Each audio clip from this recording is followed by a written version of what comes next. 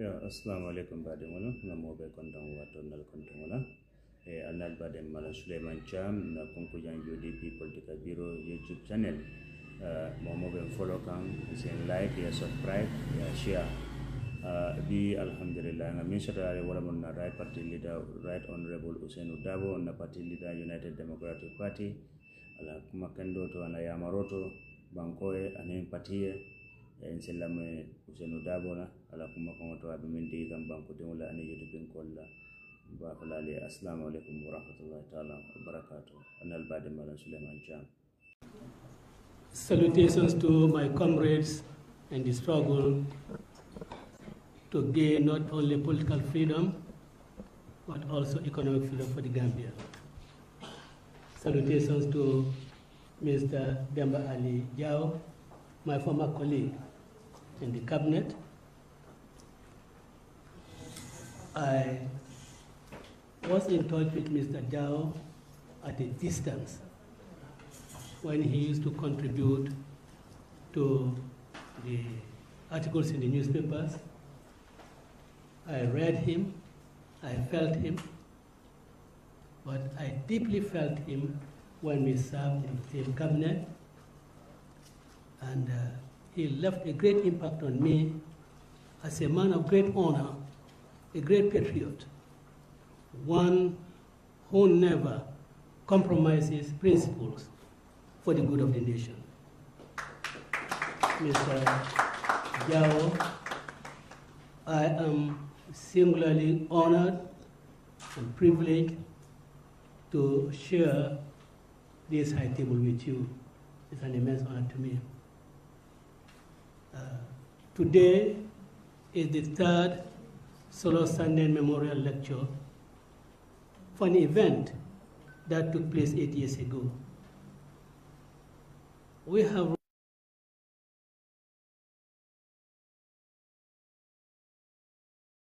it was not only Solo Sandeng. It is for all those who have sacrificed over the years for the good of this country in order to rid this country of undemocratic rule, to usher in the rule of law and responsible governance. All those who sacrifice one way or the other. I see Mr. Jao said that he is here not only as chairman of the Victim Center, but also as one who has an immense respect for Solo Sandeng. But I don't think I'll be wrong to say that, in fact, Mr. Jao, as chairman of the Victim Center, I think you have also been a victim. You lived in exile, and that is certainly an incidence of being a victim. A lot of things happen in your family, and you wished you were there, but you couldn't. And certainly, you qualify as, in my view, you qualify as one of the victims. So I said, the event, we just circumscribe and delimit to Solo Sandeng, but it covers everyone. But I also want to really concentrate more on Solo Sandeng, because April 14, 2016 was not the only time that Solo Sandeng went out in a very sacrificial undertakings for the party. I recall the Chamoy Bridge incident. He was in the midst of it. He, like many others, were herded like animals, put on board trucks, under the rain, escorted with the greatest humiliation, the greatest degrading human treatment to the police headquarters in Banjul. I recall Solo Sandeng. I see him on top of the Gele Gele in Fast Njaga Choi, when he jumped out from the top of the Gele Gele and started pulling down mattresses for bedding for a period of at least 4 days. I remember Solo Sandeng when he went into his bakery to bake bread to raise funds of about $3,000 in order to fund UDP's rally at Pirang. I recollect that Solo Sandeng. That was the Solo Sandeng who never hesitated to offer himself as a sacrificial lamb. Natra sintela sada yantefa, wala mu bankola sadati ayamfa. That was the greatest offer that anyone can make for the liberation of his country. On that fateful day of the 14th April, I yelled at Solo, and that is an act I have regretted the whole of my life and will continue to regret it, because I do not have the means of facing Solo and say, Solo, please forgive me, accordingly. Because that was the day IEC was out to inspect the offices. And I was jittery that if the Manjai Bureau was not open for their inspection, that would be a good cause for really, deregistering the United Democratic Party. Little did I know that Solo was there with the inspectors. Because when I asked him, where are you? He said, at Bamboo. And I thought, really, he shouldn't be at Bamboo. He didn't tell me how he was at Bamboo. And I yelled at him and said, Solo, Tayata Mola Officer Jani IC Ben the register. He didn't respond. And he never responded to me. And he will never respond to me. He went out on the basis of an agreement with other people who belong to other political parties and other stakeholders. On reaching Banjul Pharmacy, all others fizzled away, except Solo Sandeng and his few members of the United Democratic Party, Nogonjai, Fat Kamara, Fatmata Jawara, this gentleman in Gunju, Jite, Walker Jite, and Farlang, and a few. All others who had agreed with him, who had agreed among themselves, all other political parties had agreed among themselves that they would be there, all of them abandoned the enterprise. Solo took the lead. And ultimately, he died. When I received the news, late Friday night, that Solo had passed away, and that orders were given for him to bury it at Tanje. I called Lamin Dibal and broke the news to him. And I thought I should go to his uncle, his cousin, Alai Mustafa Darboe, to also bring the news to him. In fact, I could to the family. Solo, as I had said on that day, he was our Steve Biko, and he continues to be our Steve Biko. He was the one who, like Steve Biko, gave up his life to a ruthless government. He, like Steve Biko, was the one who didn't care whether a family member suffered ultimately or not. For him, South Africa was more important, and Solo also, for him, Gambia was more important. But his sacrifices were to abate all the wrong that were being done in the country. Our guest lecturer here was a victim. When the courts ordered for her release, when she walked out of the courthouse, they captured her son, kept him hostage, Pamudu. That's a way to coerce and force her out of wherever she might be. That's all the things that Solo Sandeng and others fought for. They wanted, he and his colleagues, and indeed the party he belonged to, and all other parties then, what they wanted was electoral reforms. That phony registers of voters must stop. That elections must be conducted transparently. And that the electoral process, its integrity must not be compromised. That is what he stood for. And lo, we have seen that instead of progress being made in that direction, the voter registration system has been further bastardized how can the Alcalde of Brikama confirm the birth in that place of every person who claims to be from Brikama? How is that possible? How can a CFO in Nyamina Dankunku attest to the fact that everyone in that constituency was born in that constituency, in fact, a Gambian? That is not possible. And that is where the use or misuse, abuse of attestations came in. When piles and piles of attestation documents heaped on the IEC, who could not in any way reject any of them. So Solo Sandeng's sacrifice, his march, is still in. We are still looking forward to achieving it. There has not been a electoral reform that is needed. We need a new constitution. Nothing has been done since 2016 for a new constitution to come into force. If anything, all efforts have been done to subvert the ushering in of a new constitution.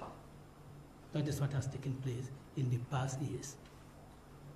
But should we allow Solo Sandeng and others who sacrificed for the good of the country, should we allow their sacrifices to go in vain? I don't think we should.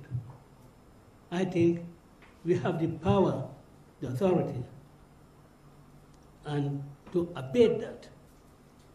And that we can do by asking the government to act responsibly.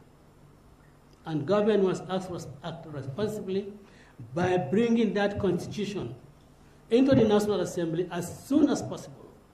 When we have all the procedural steps, 3 months publication period for referendum and all those things, that document must come to the National Assembly before September this year. Publications should start now. So it comes before the National Assembly before September, and when it passes through the IEC to set a date for a referendum, and we get ourselves prepared for a new republic. That is what ought to happen. We cannot have all this food dragging. We cannot have all these fanciful international consultants and international advisors coming in. No, there must be the political will from us, the Gambians, and from the leadership that a new constitution will be ushered in. We have to take the necessary steps to do so. I want to appreciate the efforts of the National Assembly, together with the executive, of really enacting the law against torture. Yes, there is a good law, but will there be the political will to enforce them? Because the definition of torture is so wide that every day people have been tortured in this country. And they should be prosecuted under that law. So I ask the government that this law should really be given life. It should not just be on the statute book, just to point to them and say, yes, we have made this progress, we have made that progress, without really the efficacy of the law itself being put in use. So we congratulate the Executive and National Assembly for doing that. But we need to do more. We need to do more in our attitudes. We don't just have to pay lip service. We don't claim ourselves to be a democratic society when we do everything that is undemocratic. We don't call ourselves a law-abiding nation when we do everything that is contrary to law. Executive lawlessness is rampant. Executive lawlessness is rampant. And this we must check. There is utter disregard for law in this country. No government should pass a law and then turn out to disregard them. And that is exactly what is happening in this country. Laws are promulgated, and the government honors those laws more in violation than in observance. These are the sort of things that Solo Sandeng and his colleagues fought against. Because a responsible government coming in through proper electoral process will not allow these sort of things to happen. A responsible government will not allow itself to embark on enterprises and efforts that will be self-perpetuating. A good electoral law will ensure that self-perpetuation is brought to an end. These are something that Solo Sandeng and his colleagues fought for. 8 years down the line, nobody has recognized, just as Mr. Jao said, nobody has recognized Solo Sandeng's efforts nationally. Even when we invite some other people to offer lectures, they decline it. And of course, we have no choice rather than not we just have to fall back on the United Democratic Party, because we wanted these affairs to be a national affair, a non-UDP affair. And that is why we call on other people who belong to other political formations, who belong to NGOs and so forth, to come and offer the lectures. But when we do, and our requests are rejected politely, we have no choice but really to do it ourselves. And when we do it ourselves, people tend to think that this is a UDP affair. And this is certainly not a UDP affair, this is a Gambian affair. And I hope that next year,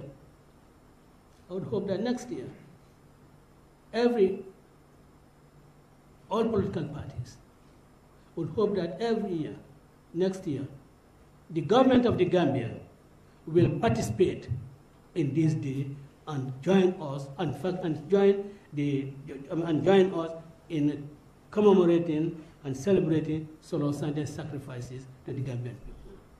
This, I hope, is going to be the move by the government, and I also hope that what happened on his funeral will not occur in future activities when government participates.